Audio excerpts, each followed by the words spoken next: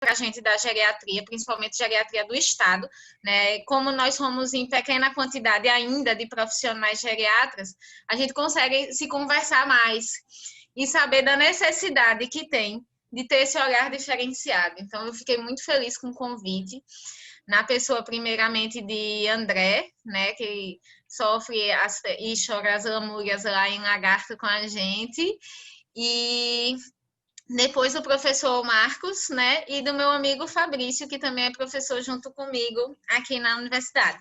Eu falo bastante, então, se chegar meu tempo, André, você fala assim, ó, corta que ninguém aguenta mais, tá? Eu vou tentar gastar 40 minutos, mas pode ser que eu passe de 50 e até umas 9 horas eu vou me policiar. Legal. Eu também vou pedir desculpa caso o meu vídeo comece a travar bastante. Eu estou percebendo que minha voz não está saindo na mesma frequência da linguagem labial.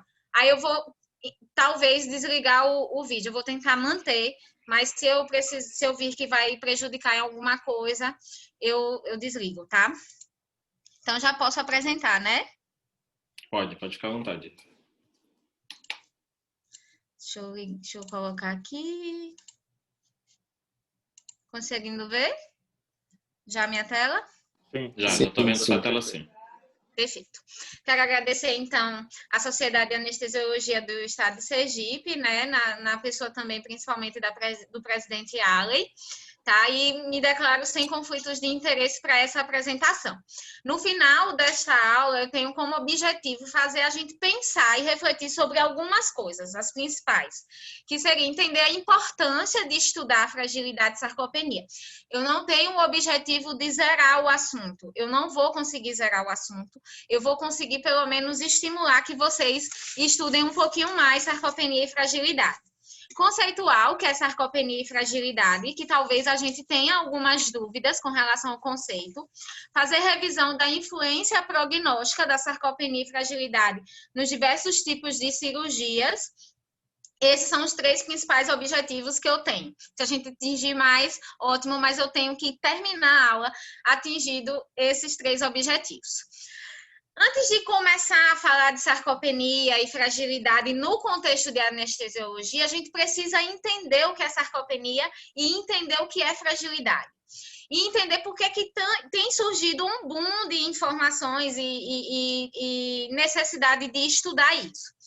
A fragilidade, ela foi definida como fenótipo, como um fenômeno comum para as pessoas idosas. Hoje a gente tem um contexto até mais do que idosos, como em 2001, pela Friedey e colaboradores. Em 2007, a Sociedade Americana de Geriatria ela percebeu que a fragilidade estava relacionada e era a via final comum de várias síndromes geriátricas: queda, incontinência, lesão por pressão, delírio, déficit cognitivo.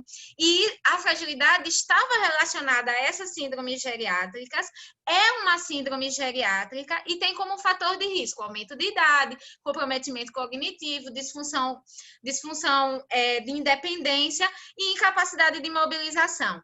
Essa fragilidade, no contexto clínico, em 2007, a sociedade disse que estava relacionada a dependência, incapacidade, institucionalização, que a gente não gosta de chamar de pacientes asilados, nós chamamos que eles estão em instituições de longa permanência, então a institucionalização e a morte.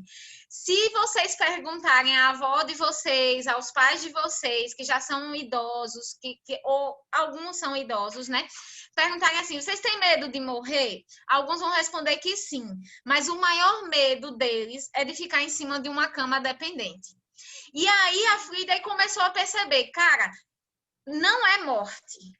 O problema é dependência, o problema é disfunção. E tem muita coisa que junta, aumenta esse risco de disfunção, aumenta esse risco de dependência. O que é isso? Foi o que ela chamou de fragilidade.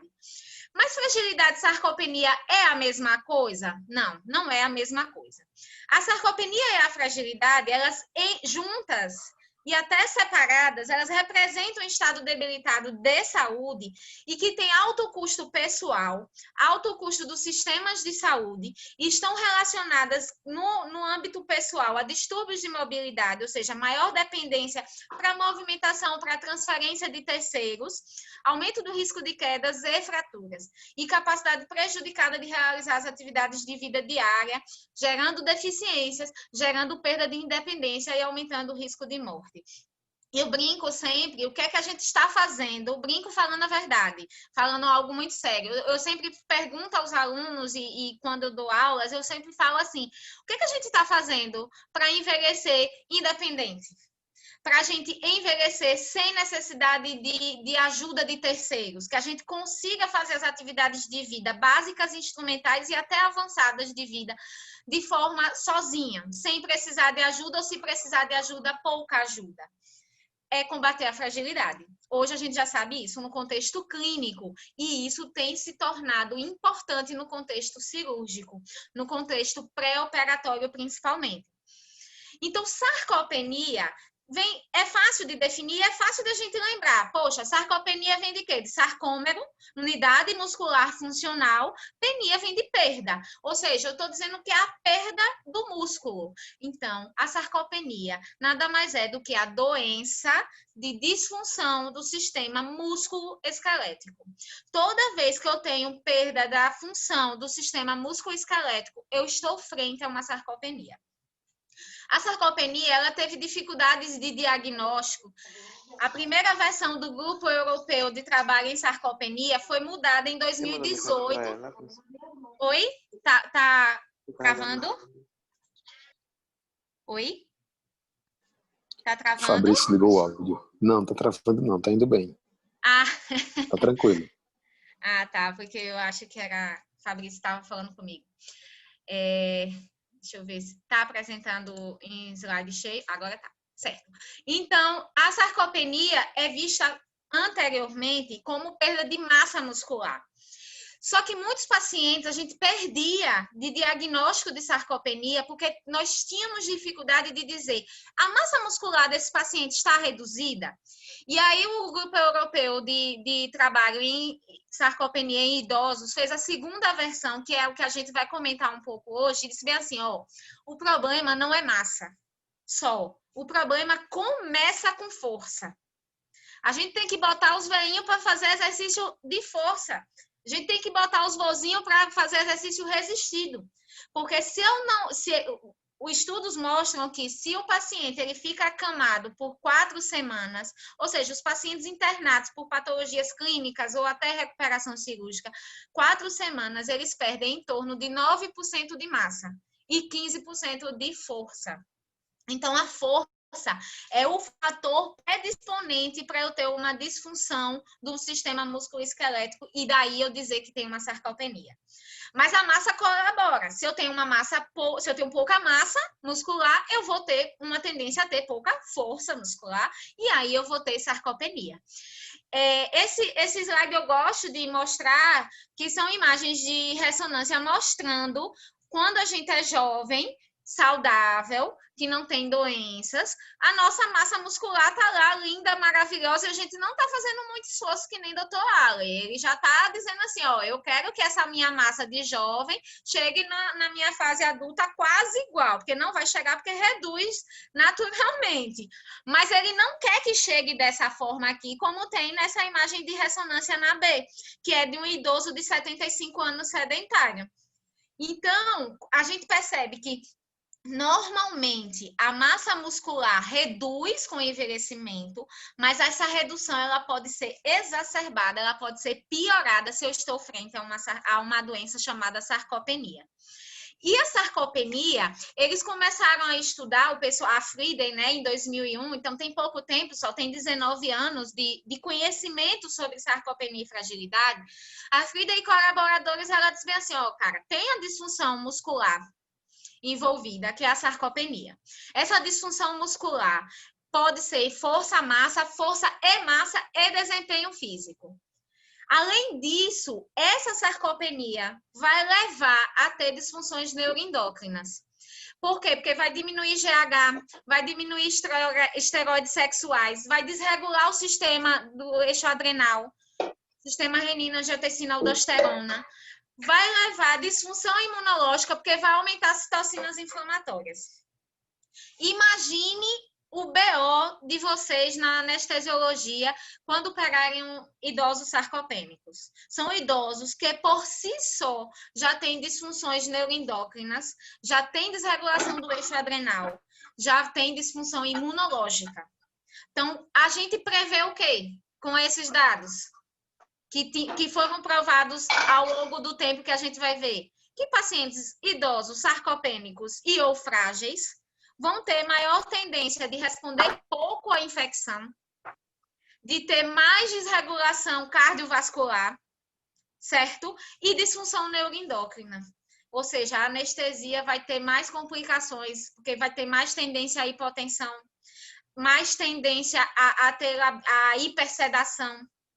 No pós-operatório, maior risco de infecção, consequentemente, maior tempo de internação hospitalar, maior mortalidade, maior dependência.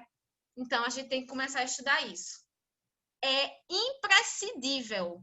Essa aula, o meu objetivo principal é fazer vocês entenderem da importância. Vocês já entendem, mas reforçar ainda mais a importância de estudar sarcopenia, estudar fragilidade. Então, esse gráficozinho que a gente, esse esquemazinho que a sarcopenia faz um feedback de retroalimentação com as disfunções imunológicas, as disfunções imunológicas com as disfunções neuroendócrinas, isso aqui, pessoal, representa a fragilidade. A sarcopenia é única e simplesmente uma doença do sistema musculoesquelético. A fragilidade envolve neuroendócrino e imunológico e, por consequência, cardiovascular, respiratório, e a gente vai ver também cognitivo. É coisa do mal, é galera do mal isso aqui, certo? E a sarcopenia, então, ela pode ter como causas, né? Mecanismos que levem à sarcopenia.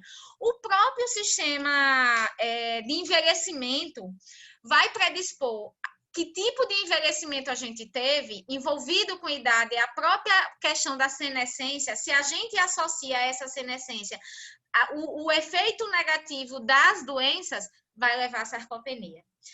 Mecanismos endócrinos, neurodegenerativos, má absorção, pouca nutrição, nutrição inadequada. Quando eu digo assim para o pessoal, eu fui para a Nutri e estou fazendo dieta. Falou, ei, vai sumir, Isso é pensamento até atrasado, vamos dizer assim. E eu gosto das pessoas que me dizem isso, porque me faz estimular, querer mudar a cultura. Eu não vou para nutricionista só para perder peso. Eu vou para nutricionista para a gente ter readequação alimentar. E mesmo assim eu ainda como ruim, porque eu não quero envelhecer ruim. Eu não quero envelhecer dependente. Esse é o nosso problema. A gente só vai pensar no envelhecimento quando a gente envelhece. E aí já pode ser um pouco tarde demais. Algumas sequelas a gente ainda vai ter. E também a sarcopenia está envolvida com desuso. Ou seja, se o paciente é acamado, ele vai ter tendência a ter sarcopenia. A força dele vai ser ruim, né? A inatividade física e o efeito zero da gravidade.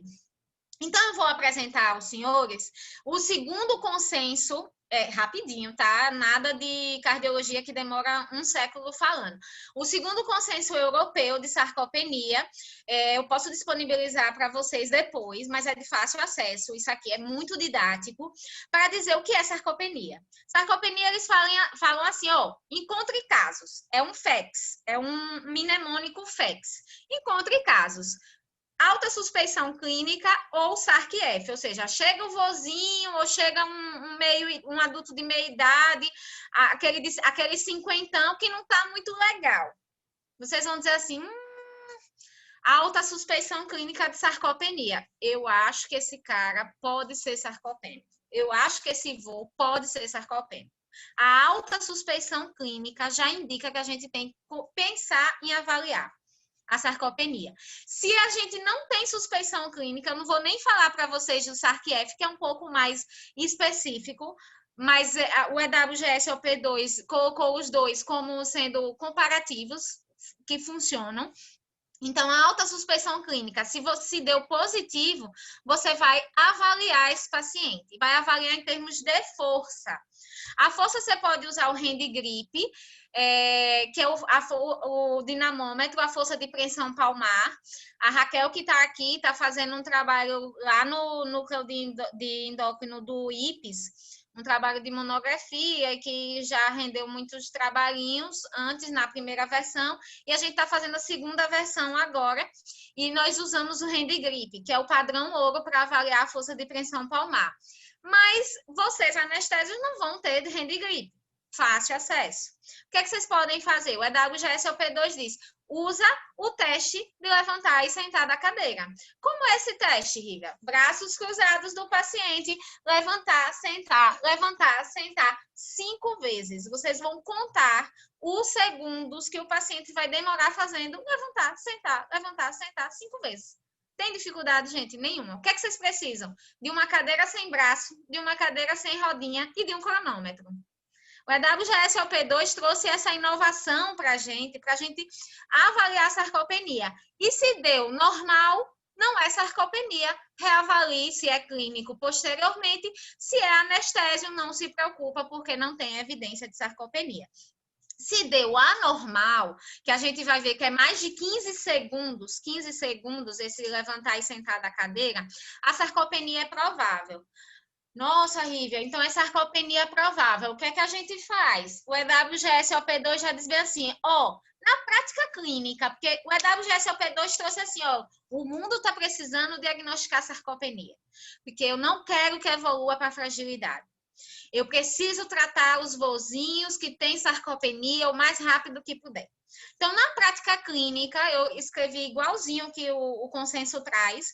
Na prática clínica, você já é capaz de avaliar as causas, se você quiser, de sarcopenia, que a gente viu no slide anterior, e já começar a intervenção. O que é que eu preciso de intervenção para sarcopenia? Comida, atividade física, e ver a questão social, de reabilitação e de cognição, que a gente vai pontuar melhor posteriormente. Tá, e se o clínico, se vocês quiserem encaminhar para um geriatra, para um endócrino, que hoje está trabalhando bem, para cardiogeriatra, a cardiogeriatria trabalha muito a sarcopenia, porque tem trazido estudos assim, fantásticos nas trocas valvares, em cirurgias cardíacas abertas de pacientes que eram sarcopênicos e que fizeram protocolos de intervenção e têm tido boas respostas. Inclusive, acho que há um mês atrás, mais ou menos, o pessoal da cardio trouxe um cardiogeriatra do INCOR, né, de São Paulo, e ele é um dos caras que mais estudam sarcopenia na cardio, e eles mostraram esses resultados. Então, isso é muito importante. Tá, eu tenho sarcopenia provável, esse vozinho que vai fazer essa cirurgia, eu vou começar uma intervenção antes da cirurgia. Eu vou mandar para o cirurgião dizer, amigo, estuda sarcopenia. Ficar bastante com cirurgiões hoje, tá? Estuda sarcopenia e manda o vozinho ficar melhor para a cirurgia, já que é eletiva. Vamos otimizar os resultados que ele vai ter na sua cirurgia, porque eu preciso também melhorar o perioperatório dele. E se eu quero confirmar, vocês podem encaminhar para outros especialistas, porque isso é mais específico, tá? E para vocês da anestésio, vocês vão ver que tem mais estudo, trabalhos científicos. Então, Fabrício, que está aí, André, que está aí nos hospitais universitários, eu estou falando eles dois porque são os que eu conheço, né, que estão no hospital universitário. Se quiserem fazer protocolos de estudo em sarcopenia, aí sim vai ter que usar as confirmações, tá? Para a sarcopenia. E eu vou avaliar a sarcopenia confirmada, avaliar a quantidade e a qualidade muscular. Aí, gente, aí é coisa de louco. Aí é coisa de maluco. Porque sempre tem um teste melhor que outro. Os dois que são considerados padrão ouro é a tomografia do corpo inteiro e a ressonância do corpo inteiro. Mas a gente só usa em protocolos de estudo. Porque imaginem vocês, aqui no Nordeste, no Brasil como um todo, a gente tem dificuldade de fazer ressonância para diagnóstico de câncer. Imagine se a gente vai fazer ressonância para quantificação muscular. Surreal. Mas Mas não são padrão ouro, mas servem bastante nos estudos, que são a DEXA, a densitometria muscular. Ao invés de ser uma densitometria com foco na osteoporose, é uma densitometria com os padrões musculares. Serve bastante. E a bioimpedância, que nossa Raquelzinha, depois, se ela quiser, ela pode pontuar, que está estudando bastante sarcopenia, e as nossas nutris fazem a bioimpedância, que é para avaliar o percentual de massa muscular, também é considerado um fator de confirmação de quantidade muscular. Tá? Aí eu vou ter uma sarcopenia confirmada, mas o que eu quero tranquilizar vocês é que qual é a diferença entre sarcopenia confirmada e sarcopenia provável? Nenhuma. Nenhuma. Não tem desculpinha aqui pro EWGS-OP2 em não tratar sarcopenia provável. Não tem desculpinha, porque tratar sarcopenia provável é a mesma coisa que tratar sarcopenia confirmada. Então, não tem desculpinha. Ah, eu não tenho tomografia. Ah, eu não tenho ressonância. Não importa. Se é sarcopenia provável, se você fez o teste de levantar e sentar 5 vezes e deu mais que 15 segundos, é força reduzida. Já vai ter benefício de intervenção precoce. Tá? E a sarcopenia confirmada também posso avaliar a gravidade, que são os testes de performance física. Teste de caminhada de 6 minutos, teste de caminhada de 400 metros, o Time Up Indigo Test, o SPPB, que é o Short Performance Physical Battery, o teste de velocidade de marcha de 3 metros. São mais específicos e não quero levar em consideração na aula, porque vai bagunçar muito e não é meu propósito, tá? Meu propósito é bem prático na aula. Então, o próprio EWGS-OP2 já traz os pontos de corte, que são bem fáceis de decorar. No caso do share teste, é mais de 15 segundos, quando eu tenho 5 vezes de levantar e sentar.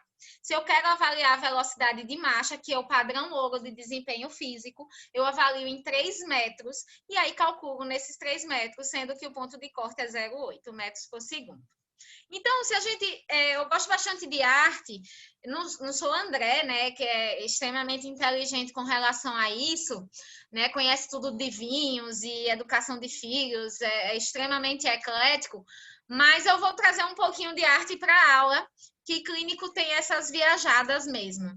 Se a gente olhasse o quadro do Abaporu, da Tarsila, do Amaral e comparasse entre sarcopenia e fragilidade, se a gente olhasse só o cacto do quadro, a gente teria a sarcopenia. Fazendo uma analogia, a sarcopenia, eu só olho um sistema, músculo-esquelético. Muscular, que vai ter comprometimento esquelético. Então, sarcopenia, eu só olho uma coisa, um ponto. Quando eu olho o contexto inteiro, incluindo a sarcopenia, eu tenho a síndrome de fragilidade. Fica muito mais fácil vocês entenderem. Porque o que é a fragilidade? Aí agora a gente vai entender a diferença, que foi o nosso primeiro ponto da aula. A fragilidade, então, nada mais é do que... Eu estou olhando só a hora, tá, gente? Eu estou olhando aqui, bem me policiando. A fragilidade, então, é uma doença multissistêmica. É uma doença que envolve vários órgãos, que diminui a reserva de resposta dos pacientes a eventos estressores. A eventos estressores físicos, fisiológicos, psicossociais e emocionais. É coisa do mal essa fragilidade. E ela representa distúrbio de fragilidade músculo-esquelética, que é a sarcopenia, mas ela também é deficiência, ela é um distúrbio cardiovascular, distúrbio respiratório, neuroendócrino, cognitivo e imunológico. Ou seja, a gente tem que fugir da fragilidade como o diabo foge da cruz. A gente precisa combater essa fragilidade.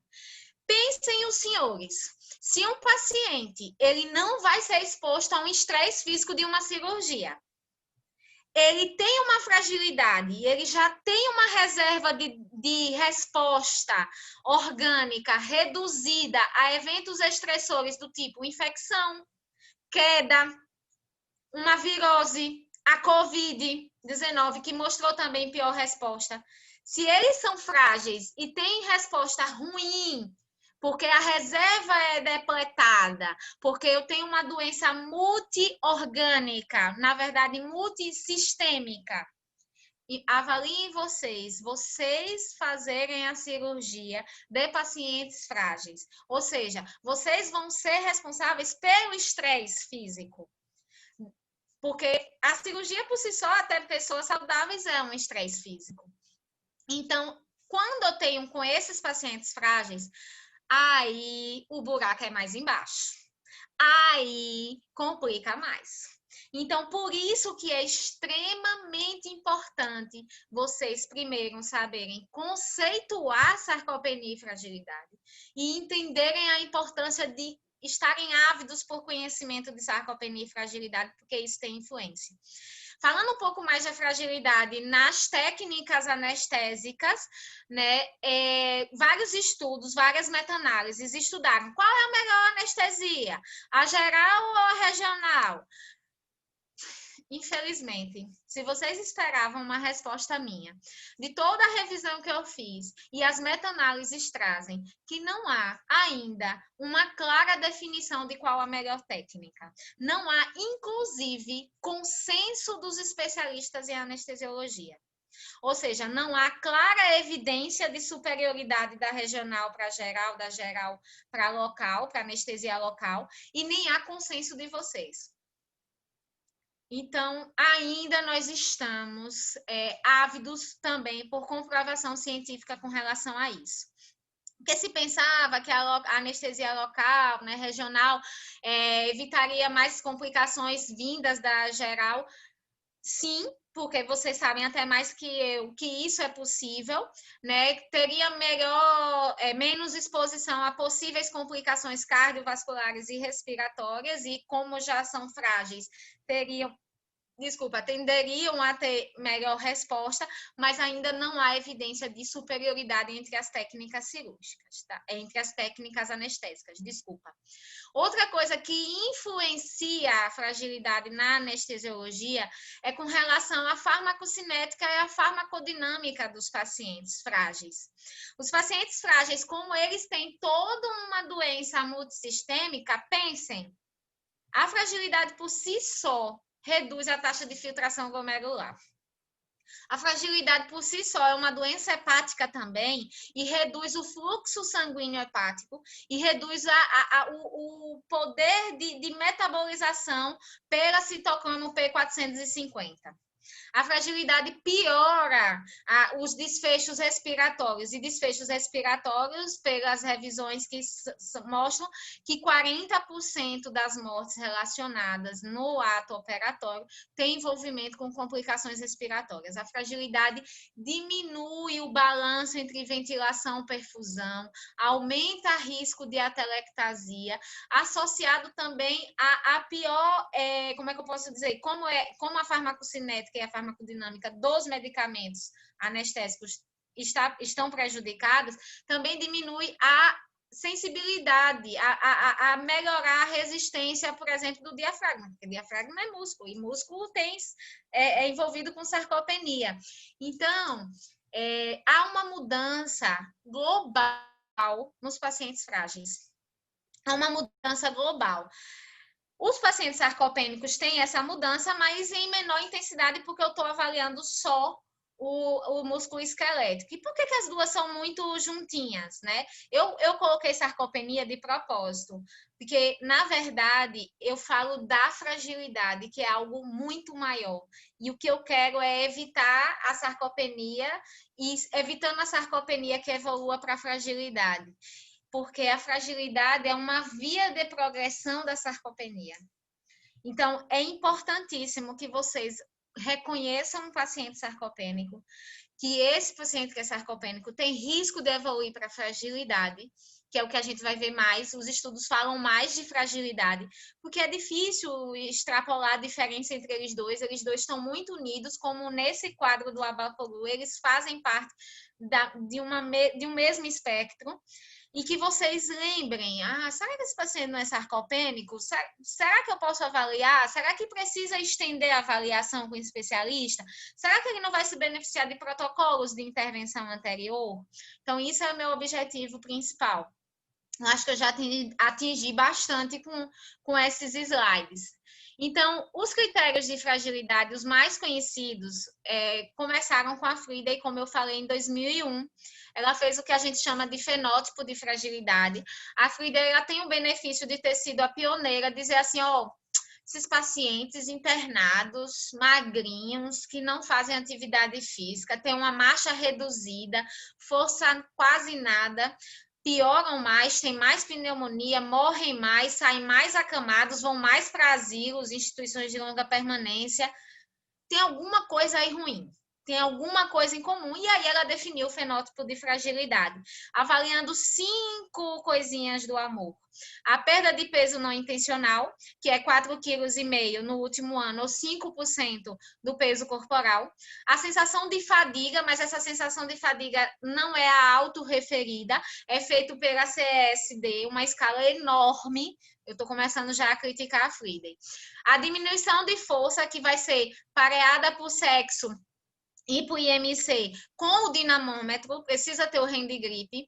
Baixo nível de atividade física pela escala de Minnesota, que também é um pouquinho grande, e diminuição da velocidade de marcha, que para a Frieda não são 3 metros, e sim 4,6 metros. Ou seja, já cansei até de falar. A Frieda hoje é usada em mais de protocolo de estudos, porque o paciente cansa só de começar a pensar em fazer essa escala. Ela teve um grande benefício, a Frieda e colaboradores tiveram um grande benefício de dizer para o mundo o que era fragilidade em 2001. Mas a gente tem dificuldade de fazer essa escala. Na geriatria, a gente não faz na prática clínica, nos ambulatórios, a não ser que o ambulatório esteja vinculado a algum projeto de pesquisa na residência. Isso é sempre, nem se preocupe, isso acontece em tudo. E por que você está dizendo, Rívia? Porque eu vou mostrar que os artigos de vocês falam muito da Frieda, falam bastante dessa mocinha. Se eu tenho nenhum dos critérios reduzido, o paciente ele não é frágil. Se eu tenho 1 a 2, ele é pré-frágil. Se eu tenho mais de 3 critérios, o paciente é frágil. Existe essa aí que é muito legal. Os artigos de vocês, eu só olhei mais artigos de revisão da anestesiologia, não quis nem pegar muito da geriatria para não ficar bitolado. Eu olhei mais o que tem de 60 escalas, não estou mentindo, são 60 escalas existentes no mundo hoje para avaliar a fragilidade. Dessas 60 escalas, foram estudadas 40 escalas em diversas cirurgias no contexto da anestésia. Dessas 40 escalas, um artigo de revisão da anestesiologia, eu vou apresentar ele, mas eu acho que foi 2017, disse assim, ó, selecionei 5 principais. Dentre eles, tem a Frieda e tem o CFS. O CFS é o blogueirinho da hora, é o blogueirinho do momento. O CFS foi estudado num grande estudo no Reino Unido, 10 centros do Reino Unido e um centro da Itália, com pacientes maiores que 18 anos, não são idosos. Pacientes maiores de 18 anos que, para diagnóstico de fragilidade pela CFS, com desfecho ruim para a Covid-19. O povo estava morrendo demais na Itália, o povo estava morrendo demais no Reino Unido, eles disseram, vamos ter que focar recursos. Quem é frágil não vai receber. Quem não é frágil vai receber intubação. Mais ou menos isso. Foi o estudo COPE, C-O-P-E. O estudo COPE usou o CFS. Então, essa aí é a modelete do momento, tá? A CFS foi também dita por artigos da anestesiologia como sendo a melhor. Cada escala tem seus prós e contras. Mas, no contexto da anestésia, eles recomendam a CFS, que é a Clinical Frail Scale. É dividida de 1 a 9, sendo que o paciente está muito bem, o 2 está bem, o 3 está apto, e a partir do 4, a gente já tem critérios de fragilidade. Vulneráveis, levemente frágil, moderadamente frágil, gravemente frágil e muito gravemente frágil. Eu que faço cuidado paliativo lá no HUL, nas minhas evoluções, depois da Covid e depois principalmente do COPE, eu tenho usado CFS 8 pontos para dizer, tô paliando porque esse paciente é frágil. Tô paliando porque o desfecho dele vai ser ruim, entubando, indo para UTI, fazendo massagem cardíaca ou não. Estou paliando e não estou indicando cirurgia, na verdade, estou dizendo para a equipe cirúrgica, apesar de ter indicação para a patologia, não ser esse paciente indicado por conta da fragilidade. E essa escala é muito boa. Recomendo a vocês que entrem no site da universidade que fez. Lá no site é fenomenal, super didático, ensina como faz. E é super fácil. Na verdade, você vai ver as atividades de vida diária. Os estudos da anestesiologia dizem que na prática pré-operatória demora-se em torno, no máximo, de 5 minutos. Mas é de 1 a 5 minutos, no máximo. Para quem não está habituado, para o anestesiologista que não está habituado a fazer a CFS, demora 5 minutos. Mas, em geral, eles dizem, os estudos, 1 minuto. Então, é uma escala muito boa que, à medida que vocês forem aprendendo, vocês vão ter facilidade. Você olha para ele, sim, mas não é só o olhar. Vocês vão avaliar, vocês vão perguntar das atividades de vida diária, mas isso é bem rápido. E no site da universidade é super fácil acesso.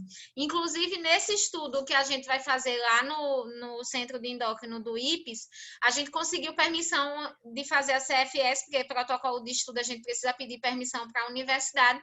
E o aluno recebeu o e-mail essa semana dizendo que a gente estava autorizado a usar o CFS no protocolo de estudo, porque ela é muito boa, de fato. Em 2019, ou seja, ano passado, né, a revista de anestesiologia que observou pacientes, os resultados de pacientes após cirurgia complexa de coluna, ele fala bastante do critério da Friedel. Por isso que eu falei inicialmente para vocês, porque vocês iam ler as revistas de vocês, os jornais, os artigos de vocês, e vocês não... Poxa, eu tive aula com Rivian, nem sei quem é essa moça. Não, eu não quero que vocês digam isso, mas é difícil de praticar, né? É difícil de fazer. 2 anos atrás, isso mesmo que eu tinha falado para vocês, em 2017, a mesma revista publicou as 5 maiores escalas, as 5 escalas mais comuns para usar no pré-operatório.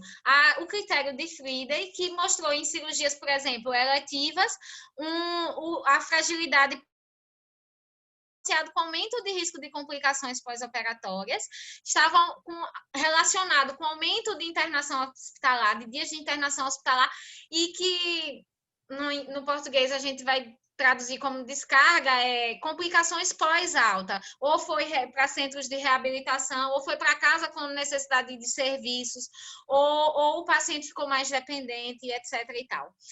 O MFI, que é o índice de fragilidade modificado, também mostrou em algumas cirurgias específicas relação, ou seja, descobriu a fragilidade, diagnosticou a fragilidade e teve relação. Aqueles que eram frágeis no pré-operatório pela escala da MFI, mostrou desfechos piores mesmo.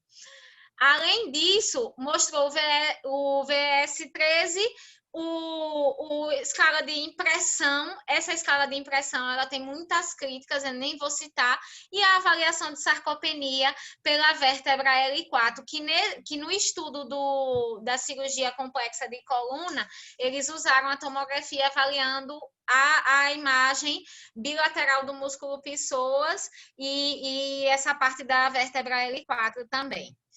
Né? Que é esse artigo que eu estou falando do ano passado, é bem recente, da revista numa revisão que foi feita.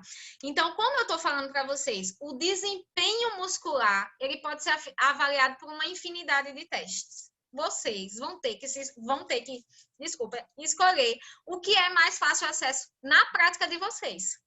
Para facilitar a impressão. Cara, eu não quero tratar esses pacientes sarcopênicos. Eu vou diagnosticar, vou dizer para o cirurgião que eles têm sarcopenia ou fragilidade e vou mandar para o geriatra ou clínico. Estudos mostraram, de revisão, de meta-análise também, que só o fato de vocês comunicarem Isso eu achei foi o que eu mais aprendi, né, fazendo essa aula. Só o fato de vocês comunicarem à equipe também que está com vocês na realização da cirurgia que o paciente é frágil, já tem melhora de resposta. Isso eu achei fenomenal. Então, vejam a importância de vocês, sabe, conceituarem sarcopenia e fragilidade, até saberem a diferença entre elas duas. Imaginar avaliando sarcopenia pelo Sher Test, escolhendo uma escala CFS, por exemplo, de fragilidade e suspeitando de fragilidade. Se vocês pararem por aí, que não é o ideal, se vocês pararem por aí, já vai dar menos resultados desfavoráveis para esse paciente. Achei isso surreal. Então, nessa revista, ele fala assim, que existe uma infinidade como força e velocidade de marcha que a gente avaliou. E várias medidas objetivas para avaliar a massa muscular magra, que a gente viu a densitometria, a antropometria, a bioimpedância, a ressonância e a tomografia, mas pouca aplicabilidade clínica. Que foi o que a gente viu no EWGSOP2, ó. Sarcopenia confirmada não precisa só especialista mais, para confirmar mesmo, para ver o quanto de perda de massa muscular tem. Mas o EWGSOP2 disse, sarcopenia é provável, pode tratar, viu, amigo? Pode começar a investigar, viu? Porque há essa dificuldade na aplicabilidade clínica de avaliar quantidade e qualidade musculares. As imagens de tomografia, que eu já tinha dito previamente também, são populares na pesquisa clínica, principalmente na avaliação do músculo psoas, da região abdominal, e da vértebra L4 também, mas infelizmente, olha, isso é recente, 2019, infelizmente, uma metodologia padronizada, um ponto de corte para as nossas populações, que são diferentes das populações de estudo, e de sexo também ainda são inexistentes, tá? E não necessariamente todos os estudos são generalizáveis para todas as populações. E a importância desse estudo é porque, no geral, 30% a 50% dos pacientes idosos, eles são submetidos à cirurgia de grande porte. E após submissão da cirurgia de grande porte, viverão com fragilidade. Mesmo que tenham tido uma fragilidade leve. Isso faz com que esses pacientes que viverão com fragilidade tenham um risco 2 vezes maior de morbimortalidade e desenvolvimento de nova deficiência relatada pelo paciente. E lembrem dos vozinhos de vocês, dos pais de vocês. Eles têm mais medo de ficarem dependentes do que morrerem. Isso é fato. Todos eles dizem assim, eu tenho tanto medo de ter um AVC e ficar em cima de uma cama. Isso a gente vê na cirurgia também, tá? Então, nós somos corresponsáveis com essas possibilidades de desenvolvimento de nova deficiência pelo paciente. A escala de fragilidade física, eu trouxe essa revisão, né, de fragilidade no perioperatório. Eu acho que eu passei para o André, mas eu não lembro, que foi recente, assim, saiu do forno agora em junho de 2020. Eles falaram, eu acho que esse artigo teve muita influência do COPE estudo, foi um estudo muito grande mesmo, e que a CFS, né, a escala de fragilidade clínica, foi considerada mesmo um instrumento mais viável antes da cirurgia, apesar de você poder usar a Friedel, a escala de Edmonton, o índice de fragilidade, o VS13, enfim. E a identificação da disfunção física pode permitir a otimização por meio da pré-reabilitação do exercício, e a suplementação nutricional pode ser considerada também numa triagem positiva para a desnutrição. Isso é extremamente importante.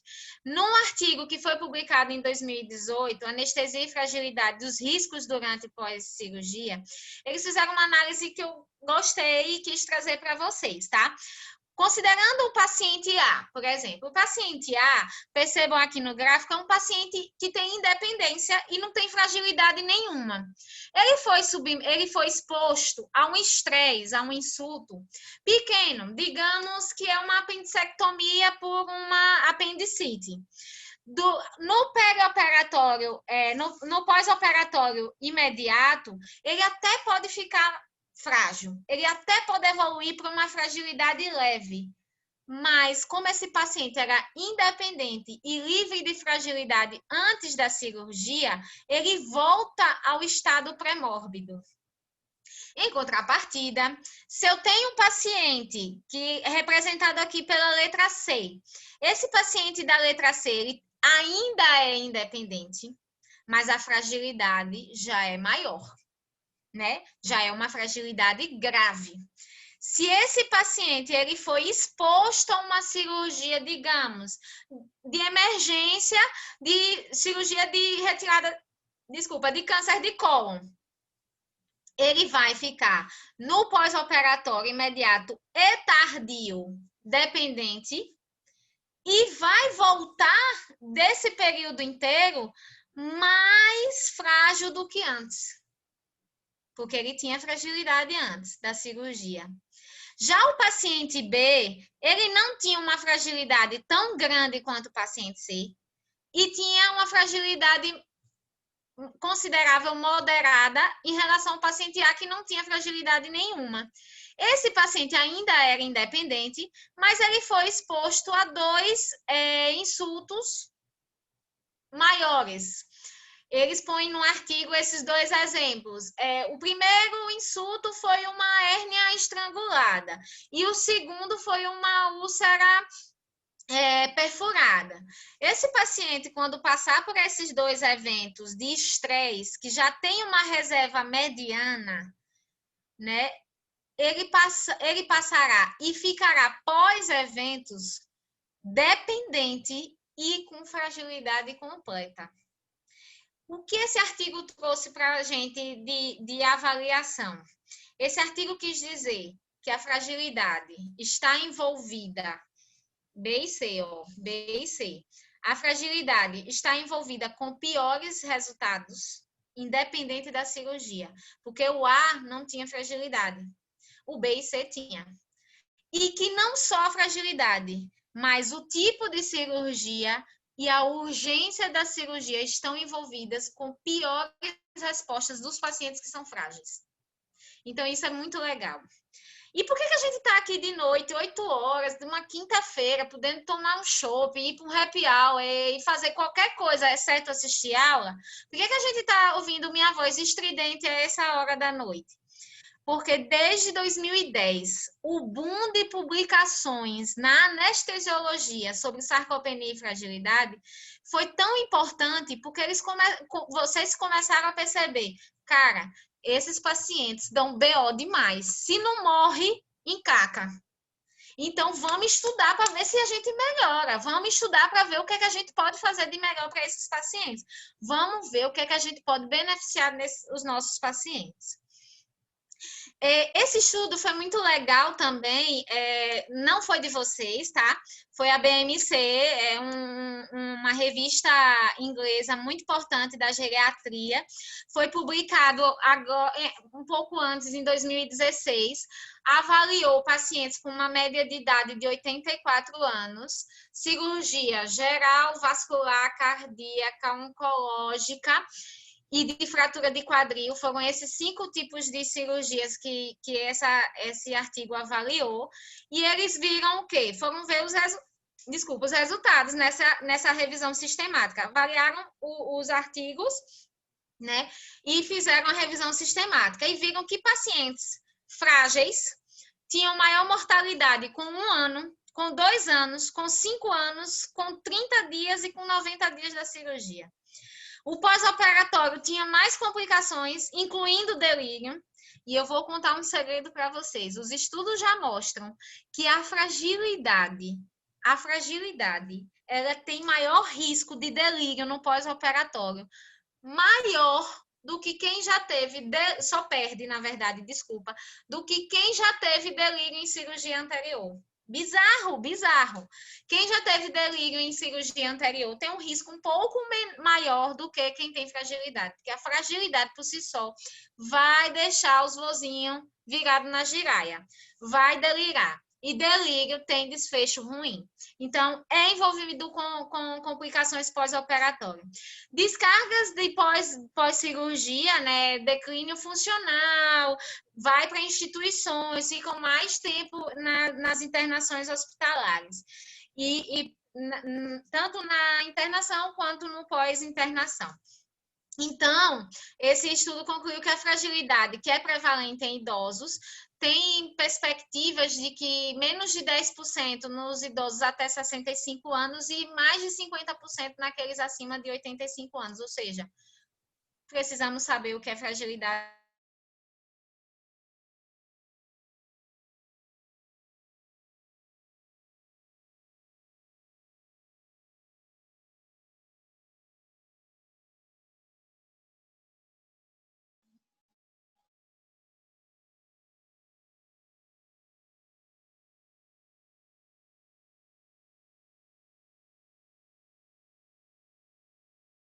Vai piorar para todo mundo. Mas a idade fisiológica dele, a idade fisiológica dele. Estão escutando, gente?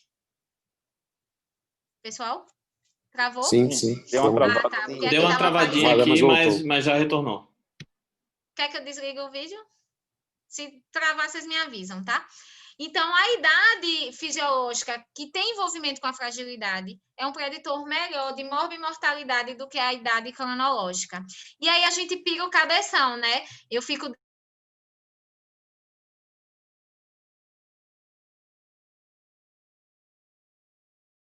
anos. Aí a gente surta, né? Se Pedro tiver aqui na aula, Pedro pegou meu vô quando tinha 87 e vovô está dirigindo novamente. Ele teve uma fratura exposta de patela. Quase fez a neta convulsionar, mas vovô não era frágil. Vovô teve uma resposta muito boa, uma alta hospitalar com menos de 5 dias, não teve, apesar de ser fratura exposta de patela e ter tido muita perda sanguínea no evento, não teve infecção. Então, assim, a recuperação foi mais lenta, ele teve um estado de dependência no pós-operatório imediato um pouco maior, precisou de sessões de fisioterapia, de TO para reabilitar, mas ele continuou agora dirigindo, um ano depois já está dirigindo novamente e com fé em Deus não vai cair de novo. Então, idade não é limitação de nada, idade cronológica, só idade fisiológica que tem a ver com sarcopenia e fragilidade.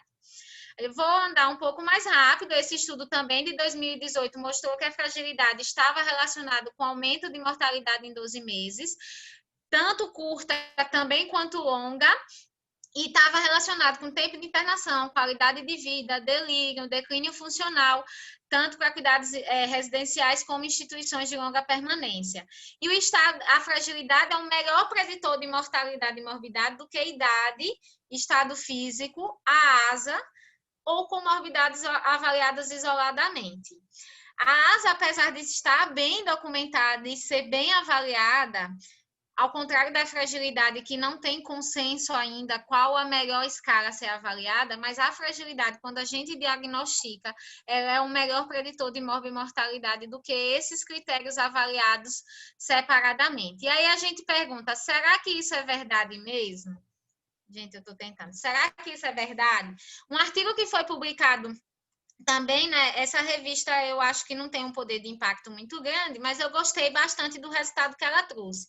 Foram cirurgias cardíacas e ele usou o score de anestesia pré-cirúrgico para cirurgia cardíaca, o que é score. Usou o Euroscore, a escala de fragilidade de Edmonton e ela aí, ó, apareceu de novo, a CFS. E na curva ROC, eles mostraram o quê? Que o Euroscore e a escala de fragilidade clínica, o CFS, tem valor prognóstico aumentado em relação ao resultado pós-operatório, em tempo de ventilação mecânica e mortalidade intra-hospitalar.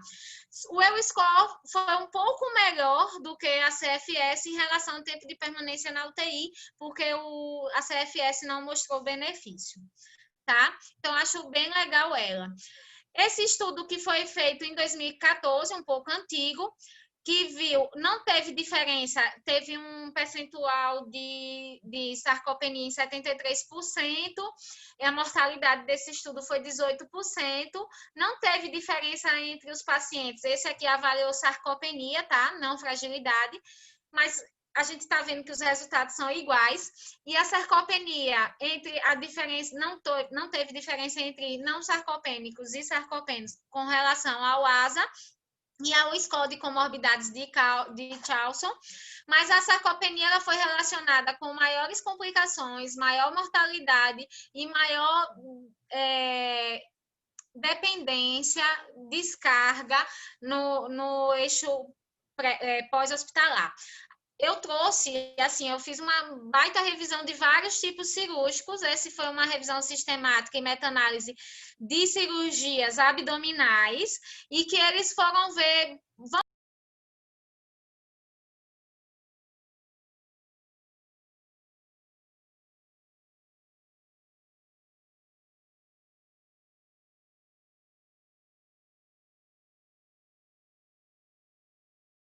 Rívia.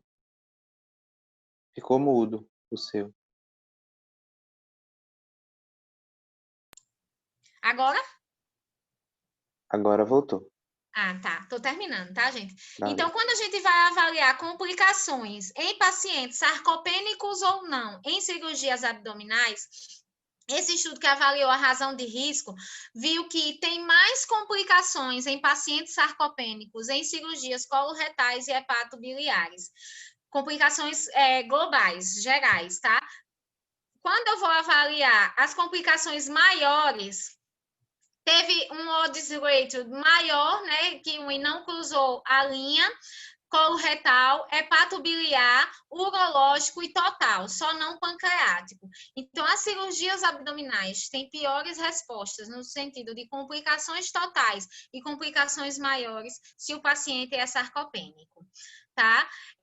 Além de que sobrevida de 1 ano, sobrevida de 3 anos e sobrevida de 5 anos, ou seja, rezem para não serem sarcopênicos, porque se precisar de cirurgia abdominal, há uma razão de risco maior para morrer em 1 ano, 3 anos e até 5 anos pós-operatória. Tá? Aquela mesma revista com relação à cirurgia complexa, né, de coluna mostrou que a fragilidade e a sarcopenia também são importantes preditores de efeitos de resultados adversos em cirurgias complexas de coluna. Eu trouxe vários subtipos de cirurgia. E se a gente for revisar, então, o que é que a gente tem que avaliar dessa fragilidade? Lembrar que a fragilidade, ela vai envolver 4 coisinhas de valor: a performance física, a cognição, a nutrição e o estado mental. E a gente tem várias ferramentas que a gente pode utilizar. Essa é uma revista da geriatria, tá? Mas é um grupo da geriatria da anestésio e que foi publicado agora em junho de 2020. E o que eles falam? Pacientes que a gente suspeita ser frágil, tem que ter uma avaliação multiprofissional e multidimensional, principalmente focando nesses 4 pontos. Quem vocês vão escolher? O artigo fala, cara, escolha, avalie, que é o mais importante, porque falar, é esse artigo que diz, falar que o paciente é frágil já dá resultado menos pior, um pouco melhor do que não identificar a fragilidade. E aqui, novamente, traz a nossa CFS e a Friday e o índice de fragilidade. O mais legal desse artigo é a praticidade, porque a anestesista não gosta de muita coisa. Então, vamos na praticidade. Não gosta de muita fosforilação de clínico. Eu gosto também de fluxograma. O paciente tem mais de 65 anos, não precisa de avaliação geriátrica. O paciente tem mais de 65 anos, eu tenho que avaliar esse paciente se ele é frágil ou não. Se vocês avaliarem que ele é frágil e não descobrirem fragilidade, vocês vão fazer uma avaliação pré-operatória padrão. Não precisa pensar muito, não, nisso. É fazer a avaliação pré-operatória padrão. Não, eu fiz a avaliação e vi que a fragilidade estava presente. Ou vocês encaminham ou vocês já começam a tratar. né? Nutrição, esse artigo recomenda um aporte proteico de 1,5, na verdade é 1,5 gramas de proteína por quilo. De preferência, se conseguir, manda para o nutricionista. Ah, meu Deus do céu, é via SUS, não consegue, tenta ajustar a proteína. Eu quero remédio, Rívia, eu quero remédio. Eu não gosto muito de suplemento, porque eu acho que carne é o que faz efeito mesmo. Mas o suplemento, se vocês tiverem que dar, o que tem de benefício comprovado na sarcopenia, é o hidroximetilbutirato, o HMB. Não deem, se derem, diga que não me conhecem. Creatina, GH, tibolona, isso não foi comprovado, tá? Não foi comprovado. Comprovação tem hidroximetilbutirato, 2 a 3 gramas dia. É HMB, é isso mesmo, HMB 2 gramas, uma cápsula por dia. De preferência, reforcem a proteína 1,5. Agente da geriatria até extrapola, se a função renal for boa, até extrapola, em alguns casos, 2 gramas de proteína quilo dia. Ah, mas o paciente tem condições de ir para o nutricionista, a minha clínica de anestésio tem um nutricionista vinculado, fala assim, ó, cara nutricionista, a Raquel aí tá para provar que a gente sofre, que ela sofre bastante comigo. Cara nutri, paciente frágil em pré-operatório de cirurgia tal, fazer aumento de aporte proteico de no mínimo 1,5 gramas de proteína quilo dia. Isso é o que está recomendado, tá? Avaliação mental, Rívia, eu não vou fazer mini-mental, tal. Manda pra gente se vocês desconfiarem que o voo tá meio gagá, tá meio esquecido, tá meio esclerosado, porque a gente também tem que avaliar o benefício dessa cirurgia se for eletivo. Se for de urgência, não tem discussão, né? Avaliar a questão social também, se esse paciente ficar dependente, que ele é frágil, né? Se ele ficar dependente, quem vai cuidar dele? Eu digo isso sempre lá no HUL para os meninos. Falei, gente, vocês já conversaram com a família, com a assistente social? Quem vai cuidar do meu fofinho depois da alta hospitalar? Porque ele está dependente. Ele voltou, ele veio já ali meia boca e chegou, teve um AVC, outras coisas, né? Não só cirurgia. Mas estou falando mais de AVC, por exemplo. Quem vai cuidar? Então, o lado social a gente também tem que avaliar. E a avaliação física, exercício de reabilitação antes da cirurgia. O que é que os estudos têm mostrado? No mínimo 2 semanas antes da cirurgia, fazer exercícios multimodais, aeróbicos e resistidos. Isso é o que traz benefício, com o educador físico associado, tá? Ou fisioterapeuta, se o paciente estiver tão ruim, até avaliar o benefício dessa cirurgia. Mas exercícios de reabilitação de, no mínimo, 2 semanas antes da cirurgia, 3 vezes por semana, no mínimo, e de características multimodais, aeróbicos e resistidos, né? Então, nutrição, cognição, saúde mental e saúde física, fazendo esses 4 pontos de tratamento.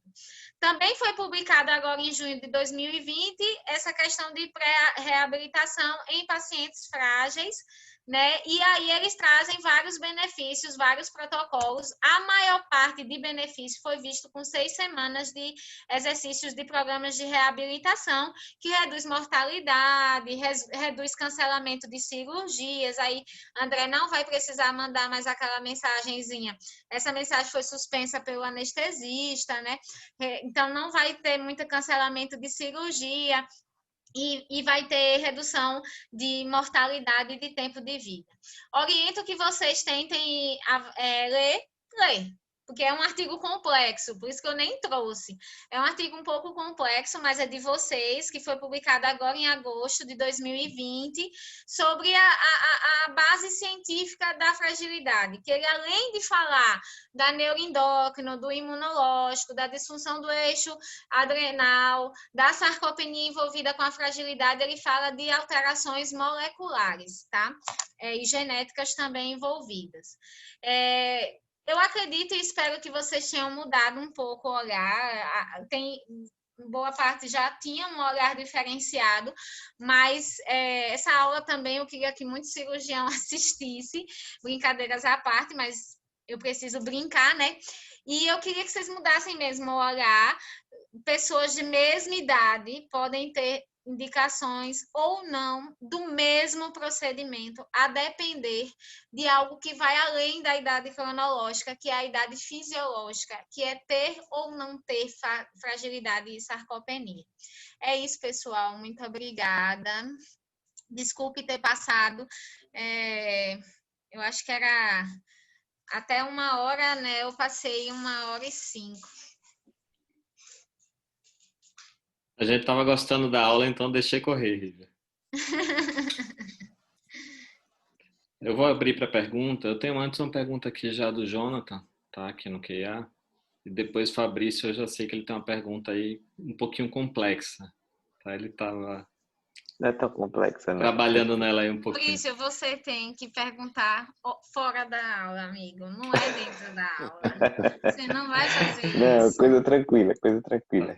O Jonathan está perguntando aqui como é que a gente pode realizar intervenções nutricionais e físicas para reduzir o risco de sarcopenia em pacientes com demência. Jonathan, é um amigo meu de Ribeirão Preto, se for o Jonathan que eu estou imaginando. Ele fez o mestrado dele com a minha linha de pesquisa em demência. Ficou estudando os DNAs dos meus pacientes demenciadinhos. E aí, ele está perguntando por quê. Isso é muito legal. A Friday falou da fragilidade física, mas a gente sabe que a fragilidade física aumenta o risco de fragilidade cognitiva. Ou seja, quem tem fragilidade física tem um risco aumentado de demenciar. Não tem alteração, até então, de mudança de tratamento, de reabilitação física e nutricional. A gente pode usar, no geral, não falando no contexto da anestésio, no geral, a nutrição pode ser a proteína de 1,2 até 2 gramas quilo dia. Você pode usar o HMB, que é o hidroximetilbutirato, e você vai fazer exercícios de reabilitação. Porém, você precisa fazer, se o paciente é frágil fisicamente e frágil cognitivamente, você precisa fazer exercício de reabilitação cognitiva. Tem um artigo que é chamado de Memo+, não é o Nemo, que as filhas de André gostam, é o Memo+, de memória, e eles comprovaram que pacientes com comprometimento cognitivo leve, ou seja, tinham fragilidade cognitiva, que foram expostos a terapias de reabilitação cognitivas com game terapias, teve menos evolução para a síndrome demencial ao longo de um ano. Então, além do aporte nutricional, da atividade física, a reabilitação cognitiva é o que mudaria no contexto de pacientes com fragilidade cognitiva. Tem alguma escala para demência ou para delírio que a gente possa usar mais rapidamente no consultório? Essa é uma boa pergunta. Aquele artigo que foi publicado em junho de 2020, ele põe o Minicog, que é muito bom o Minicog, sabe? Então, essa revisão que saiu agora em 2020 orientou que fizesse o Minicog. Mas você pode fazer o Minimental. O problema do Minimental é que você tem que saber aplicar o Minimental, manter o tom de voz igual, avaliar a escolaridade, sabendo que se eu tenho um paciente analfabeto ou de alta escolaridade, ele perde em sensibilidade e especificidade. Então, você pode usar o Minimental ou o Minicog. A última recomendação é o Minicog. Legal. Eu queria te perguntar também, Rívia, antes de passar para Fabrício, se tem alguma coisa que a gente pode fazer do ponto de vista da imunidade do paciente. E num tempo curto, porque quando o paciente chega para a gente, às vezes o cirurgião quer operar ele daqui a 14 dias. Paciente idoso, uma prótese. Ótimo, eu trabalho né? muito com ortopedia, então o prazo máximo, às vezes, que eu consigo é 14 dias. Eu até consegui preparar um paciente aí. Eu até consegui preparar um paciente aí por uns 3, 4 meses, mas era um paciente hemofílico, então assim, o cirurgião acabou colaborando, mas o normal é a gente ter pouco tempo. Tem algum ortomolecular aqui? Não, né? Eu acho que não. A gente tem crise convulsiva quando perguntam o que colocar na imunidade. Não a sua pergunta, tá? A gente não vai fazer sorinho de imunidade. Nós não vamos fazer sorinho de imunidade. Eu Ainda falo mesmo, porque é errado, e eu falo mesmo. Mas, veja, André, a disfunção imunológica desses pacientes não é envolvida com a fragilidade? Se eu melhorar a fragilidade, eu vou melhorar a imunologia, sem soro de imunidade. Então, Então, vou focar o que tem de no aporte nutricional, proteico. nutrição e exercício. Perfeito. Nutrição e exercício. Ó, para você ter noção, o que mais ajudou meu avô no pós-operatório, vovô fazia caminhada. Vovô era independente, tinha a redução de velocidade de marcha própria da idade, mas não tinha desarcopenia. Eu vou dar os 2 exemplos familiares meus. Eu tenho os 4 avós, então eu tenho uma boa biblioteca de vida de geriatria na minha própria família. Meu avô fraturou em 7 de setembro de 2019 a patela, independente, não sarcopênico e não frágil. Teve uma resposta fenomenal e o que ajudou a ele é que ele fazia exercício aeróbico e tinha começado Pilates. Ajudou. Apesar do BAV de 2º grau, Mobitis 2, ali capengando e Milena querer colocar marca-passo. Já a vovó tinha 83 anos, fraturou o fêmur. Fratura de fêmur. Vovó já era frágil. Nossa Senhora, vovó já era frágil. Fazia hidroginástica, parou há 1 ano, perdeu massa, perdeu força.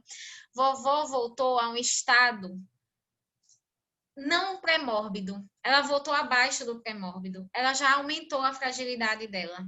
E a recuperação dela, André, foi em torno de 1 ano da cirurgia. Como os 2 são pacientes de Milena, de doutora Milena, cardiologista, ela quando ela me chamou para falar de sarcopenia e fragilidade, ela cita o exemplo dos seus 2 avós.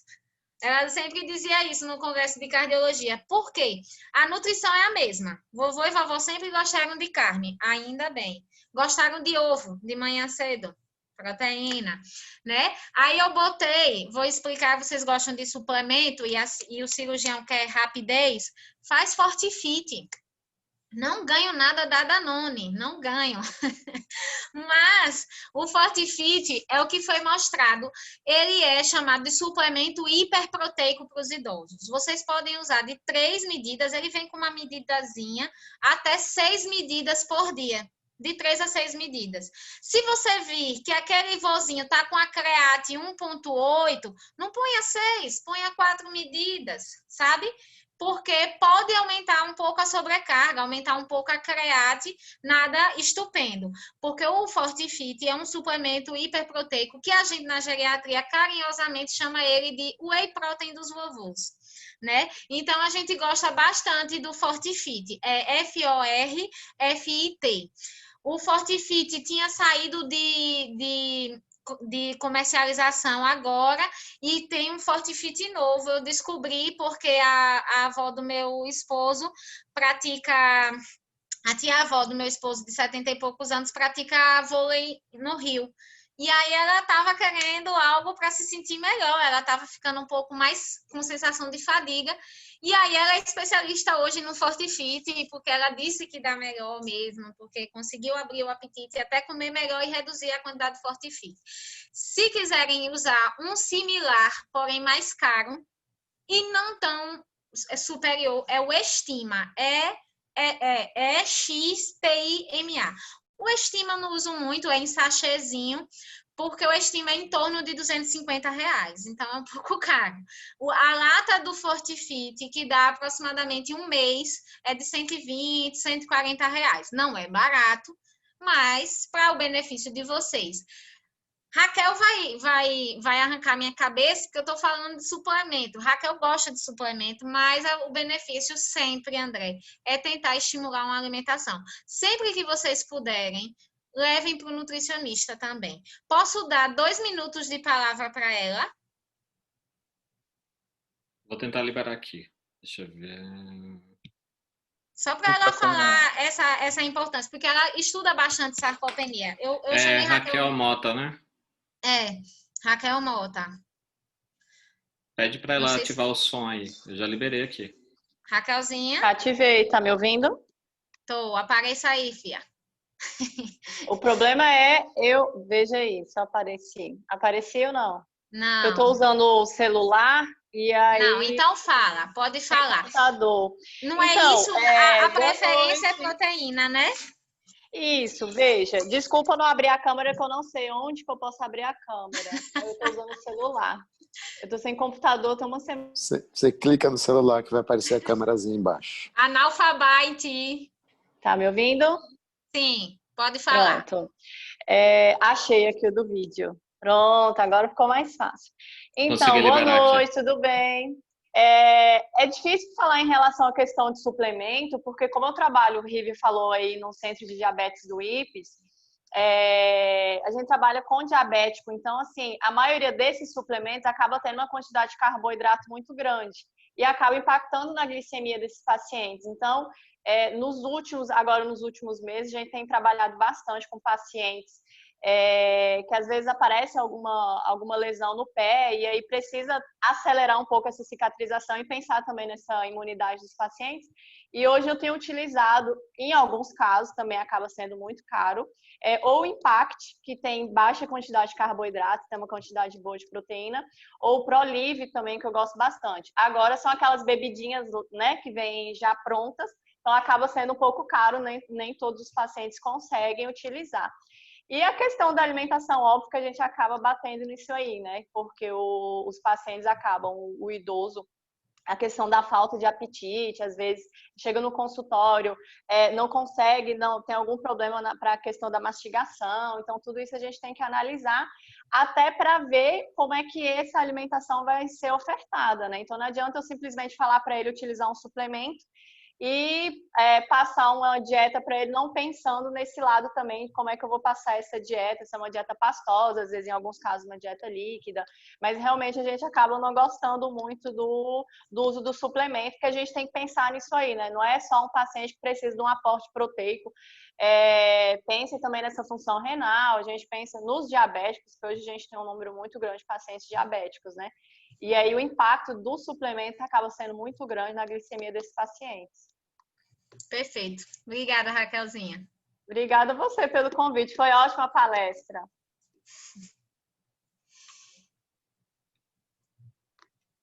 Fabrício, quer perguntar? Quero sim. Rívia, parabéns, viu? Raquel, obrigado aí pelas informações. Rívia é minha amiga e super professora aí da UFES, né, Rívia? Na verdade, Rívia, eu tenho algumas dúvidas em relação a um paciente de urgência. De fato, ele precisa operar e a gente não tem tempo hábil para poder tratar essa possível sarcopenia, né? O que é que tem de alternativa para esse paciente de forma tão aguda? É só o pós mesmo? É só o Aquele pós. tratamento do pós? É só o pós. Eu mostrei uma revisão que teve em cirurgias de emergência, né? Eu mostrei um slide que tinha de cirurgias de emergência. E, nesse caso, é o que temos para hoje. Precisa da cirurgia, vamos trabalhar com os defeitos no pós. É tipo, mais ou menos assim, a Covid não pegou os obesinhos de surpresa? O que é que vai fazer? Emagrecer não vai dar tempo, porque tem gente que não dá tempo de emagrecer, de fazer cirurgia bariátrica e pegar Covid. Pegou Covid. O que é que você vai fazer? Reza para superar essa Covid e depois a gente trabalha com ela. É mais ou menos esse paralelo.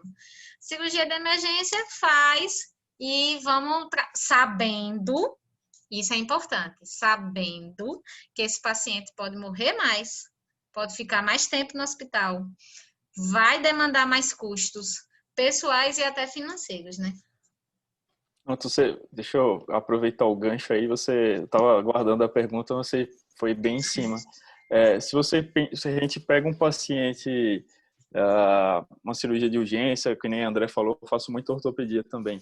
Então, não dá tempo de preparar, a gente consegue esperar, às vezes, um dia para o outro, ajustar alguma coisa de medicação do paciente. Mas você pega um paciente relativamente, digamos assim, saudável, mas tem uma sarcopenia, né? Sem outras comorbidades. Não é saudável, eu sei. Mas não tem outras comorbidades, além da fragilidade. Sim. A fragilidade em si, isso já se configuraria uma indicação de eu colocar ele numa semi-intensiva no pós-operatório, claro, numa cirurgia de maior porte? Boa pergunta. Eles indicam sim, um cuidado maior. Um cuidado maior, exatamente pela potencialidade de ter mais hipotensão no pós-operatório, maior hipovolemia, maior perda sanguínea. Então, é um indicativo melhor de UTI. O grande problema é ficar na UTI o menor tempo possível. Por quê? Porque aumenta o risco de delírio. E fragilidade por si só é risco de delírio. Então, no artigo, eles falam até assim, ó, o paciente é frágil, faz de tudo para que ele se comporte o menos pior. É exatamente isso, que ele vai se comportar ruim, mas o menos pior possível no pós-operatório. Ele usa óculos, manda colocar o óculos. Ele usa aparelho auditivo, manda colocar aparelho auditivo. Checa os dispositivos todos os dias. Precisa mesmo dessa sonda? Ainda precisa fazer balanço hídrico? Precisa continuar na UTI? Eu tenho um paciente que é pai de uma professora da universidade e é paciente do professor José Augusto. E aí o professor José Augusto Riva me ajuda, não sei o quê, pós-IAM, e o vô estava assim. Ele tinha um CCL, já tinha fragilidade cognitiva, e ele virou a giraia, mas a giraia dentro da UTI. Foi assim, muito engraçado. Ele arrancou sonda, ele arrancou eletrodos, ele queria bater em outro paciente, ele ficou mega louquinho. Aí ele, o que é que a gente vai fazer? Bota mais o quê? Porque já botou quetiapina, botou Fernegan, tentou chumbar o voo. Professor, pode tirar da UTI? Aí ele, pode. A gente vai ficar mais de olho, mas pode. Não tá com droga vasativa, pronto. Vamos tirar da UTI. Chegando num quarto, a gente vai abrir a janela. E o que é que ele gostava, a fulana de tal, que é a filha, de fazer em casa? Jogar buraco. Ah, mas ele não vai saber, tá meio ainda assim, né? Confuso. Eu falei, quem quer que ele ganhe? Quem quer saber se ele vai jogar direito ou não? Traz os buracos, as cartinhas para ele jogar. Incrivelmente, o professor José Augusto disse, rapaz, eu nunca tinha tido a noção que, de fato, o que os artigos dizem é verdade. Eu falei, o seu Zé não usa óculos? Traz óculos, abre a janela, diz o dia e traz os filhos para jogarem, tira da UTI. Foi impressionante, assim, ele saiu de ampolas de Fernegan, que eu quase convulsionei quando soube, de várias quetiapinas para continuar com a quetiapina basal dele de 25 miligramas dia. Você tá rindo, né, Lucas? Porque tem vários assim, virada a giraiazinha. Então, a fragilidade, por si só, já tem risco de delírio e a UTI já piora o delírio. Respondendo a pergunta de André, não tem escala para avaliar delírio. Eu acabei esquecendo e estou dizendo agora. Diferente das escalas habituais. Então, você deixa na UTI no pós-operatório imediato. Quanto antes, tira ele. Porque a maior parte dos idosos, Lucas, usa benzodiazepínico, usa antidepressivos tricíclicos.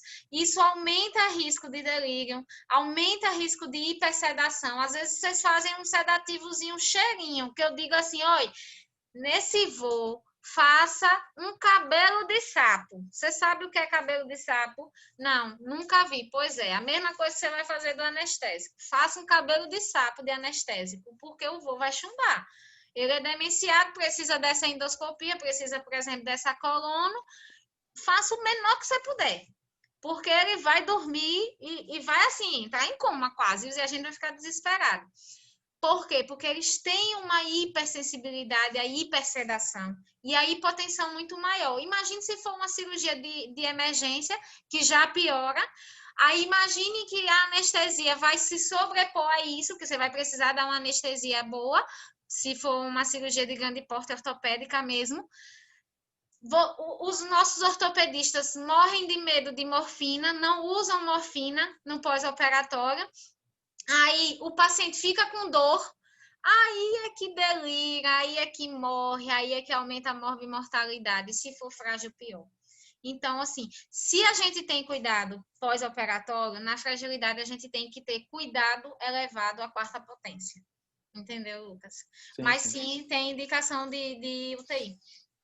Tudo que você falou aí é o que a gente discute muito em aceleração da recuperação anestésica, né? Então, Sim. existem várias estratégias que a gente acaba...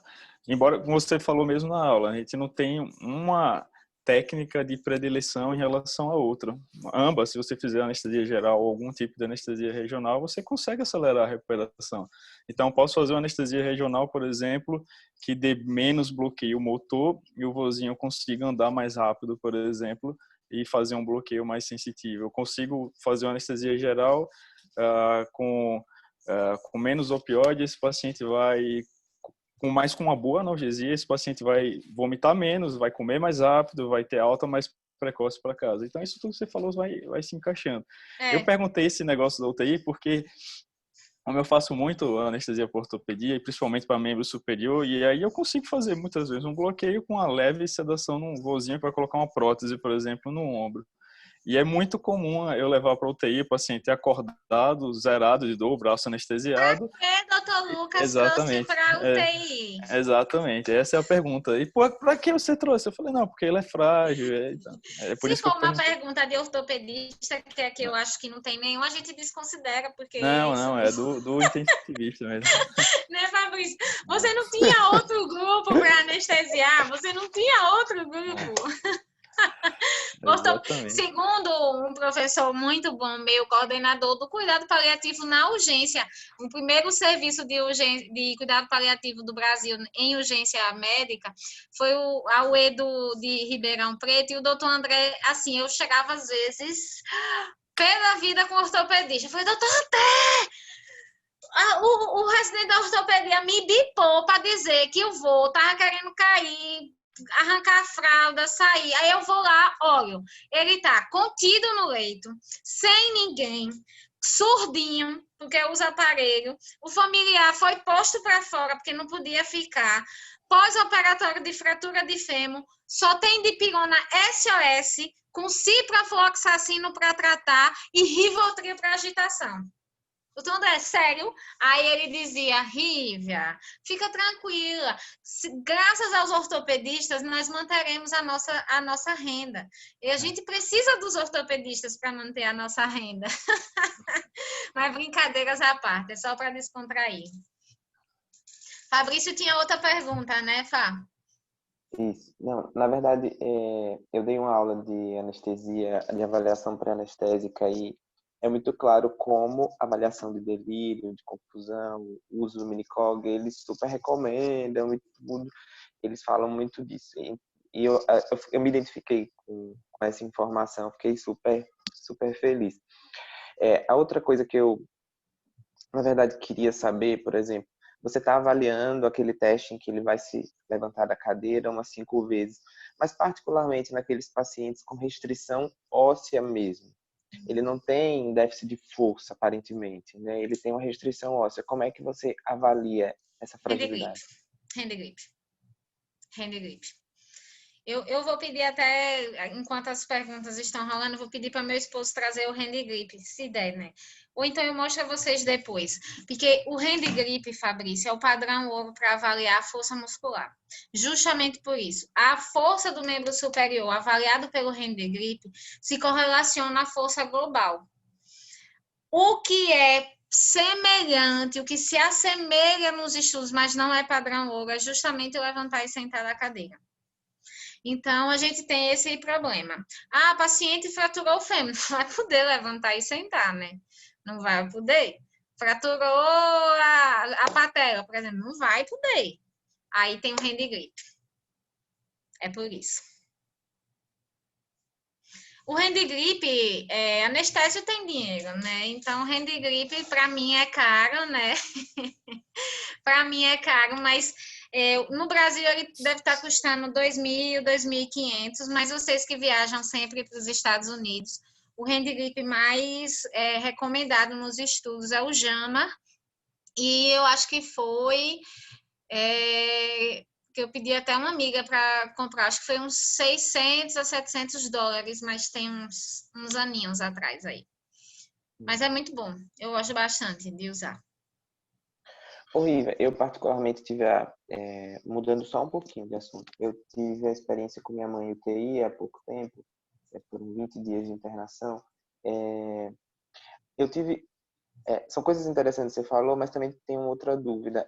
A participação do familiar foi fundamental. Eu estava com ela o tempo inteiro, então isso ajudou bastante. Outra coisa importante que eu percebi foi vítima do Covid, né? Então, a sarcopenia pós-Covid é incrível, assim, minha mãe ficou acamada, hoje já está andando, mas realmente ficou muito grave.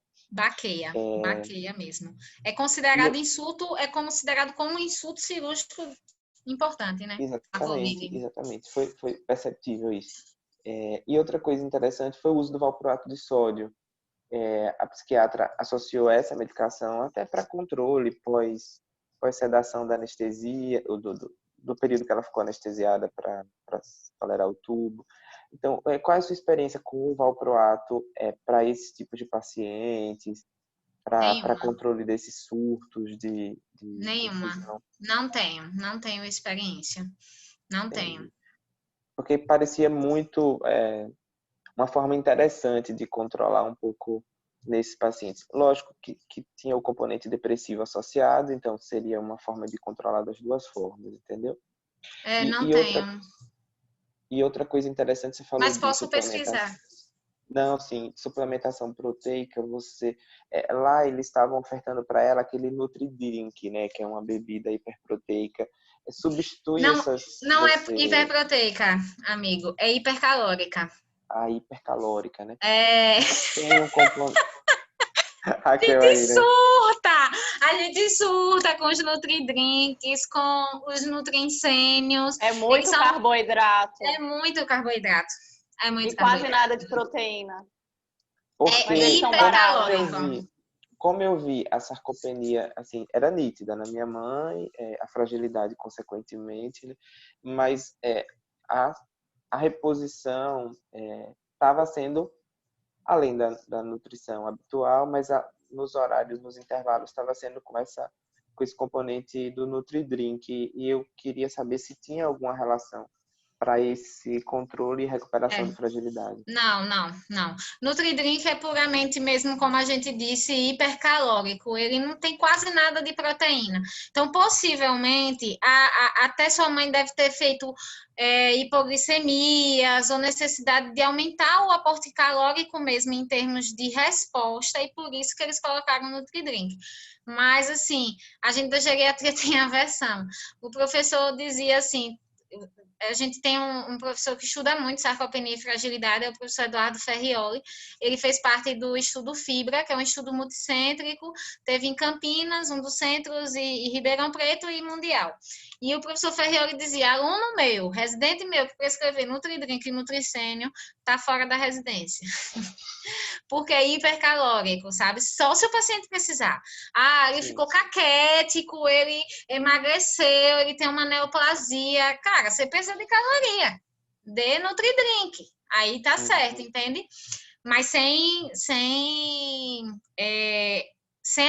saber ao certo como estava da sua mãe. Talvez ela estivesse mesmo precisando do Nutri-Drink. Entendi. Lógico. Mas ele é hipercalórico.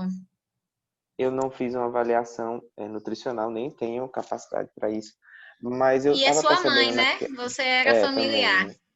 E naquela realidade da UTI, eu percebia que o foco não eram essas reposições com essas suplementações que você citou. E era um ambiente completamente sarcopênico, digamos assim, né? Todos os pacientes eram uma realidade assim, incrível. Se sabe muito pouco ainda, né, Fabrício? Então, a gente discute muito pouco. Fora que são pacientes que evoluem para uma insuficiência renal importante, talvez isso seja um limitador. Né? Exatamente. É uma coisa que a gente precisa aprofundar mais, sabe? Às vezes até no ambiente eu gosto muito de Raquel, porque das nutricionistas eu peguei Raquel para chamar de minha, né? Eu brinco sempre que tem que ter uma nutricionista para chamar de seu, assim como cada avôzinho tem que ter um geriatra para chamar de seu, eu tenho que ter um nutricionista para chamar de minha. E eu gostei mais de Raquel porque eu tenho gostado bastante da fragilidade física, porque eu sempre gostei mais da fragilidade cognitiva, mas como a física leva a cognitiva, eu comecei a gostar da física. E Raquel, quando eu perguntava, quem sabe de sarcopenia, eu preciso estudar sarcopenia aqui em Sergipe, não sei o que, só Raquel apareceu. Eu não tenho experiência, não sei, entendeu? Porque realmente é um assunto muito novo. E não se vê na universidade, né, Raquel? Não vê na universidade com tanto afinco, né? Oi, Rívia. Na verdade, a gente vê muito pouco, né? Porque a gente estuda um pequeno período da nutrição sobre o idoso, mas eles não focam muito em sarcopenia. E na nutrição a gente ainda estuda um pouco errado esses suplementos. Aí quando a gente pega o paciente, como eu estava dizendo, né? Como eu estava dizendo, pega o diabético, aí ninguém sabe o que faz, porque no caso do NutriDrink, o NutriSenior, então eles acabam tendo muito carboidrato, e às vezes mesmo no hospital eles acabam ofertando, e que não é tão interessante assim, mas ele tem baixo custo, né? Normalmente no hospital eles acabam utilizando. Não vou esquecer mais, viu, Raquel? Não esqueça. E não esqueçam de sempre encaminhar para o nutricionista, que em 15 dias a gente consegue ajudar. Networking. O pré-operatório de 15 dias dá para a gente ajudar bastante. Beleza, perfeito. Legal. Gente, a gente está com 1h40 já de discussão.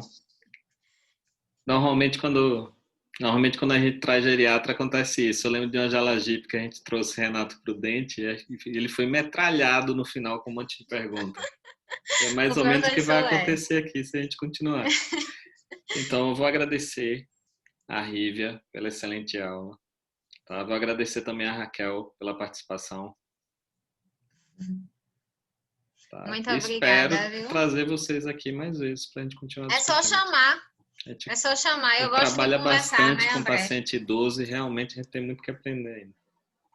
E a gente também. A gente precisa ter experiência, né, maior aqui no estado, não só da residência. A gente precisa ter mais experiência, mais estudo, mais ciência aqui também, né? Eu que agradeço o convite. Eu amo dar aula, amo conversar, amo estudar. Eu fiquei super nervosa, André sabe. Ai, meu Deus, estou fazendo um monte de revisão, porque a aula que eu dou de sarcopenia e fragilidade tem que ser diferente, né? O foco tinha que ser da anestésia.